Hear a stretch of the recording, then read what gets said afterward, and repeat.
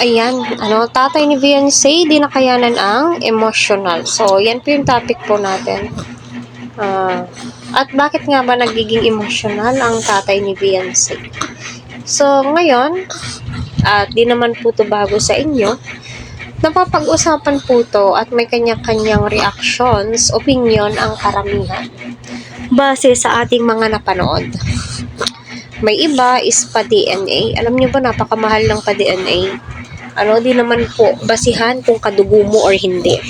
Ang importante ay pinalaki mo ng tama, hinubog mo ng gusto, marespeto, magalang lahat. Yung itinuring mong buo mong anak, yung itinuring mong sayo, which is nagre-reflect naman po kay Beyonce kung gaano po niya kamahal yung magulang niya at ang kanyang tatay. O sabihin po natin stepfather niya or ano ba. Ang importante kung papaano po nila hinubog si Beyonce. Hindi po question kung hindi po niya tatay niya or hindi. Ang importante, pinalaki po nila ng maayos. So yun nga, may kanya-kanya tayong opinion.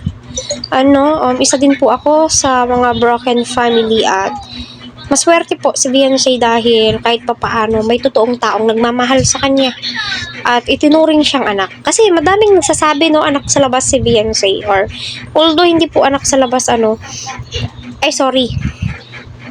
hindi siya anak ni tatay. Sorry sa words po ha. Sorry. Yun na nga po para sa akin. Hindi na po yan magmamatter ngayon kung itinurong kang buong anak, yun na po yun. Ika nga po nila kapag nagmahal ka ng single mom, ganun din. Kung paano mo siya minahal, ganun din po yung anak niya. So para sa akin, walang dapat, at hindi po natin husgahan ang magulang ni Beyonce, ang kanyang tatay or tatay-tatayan.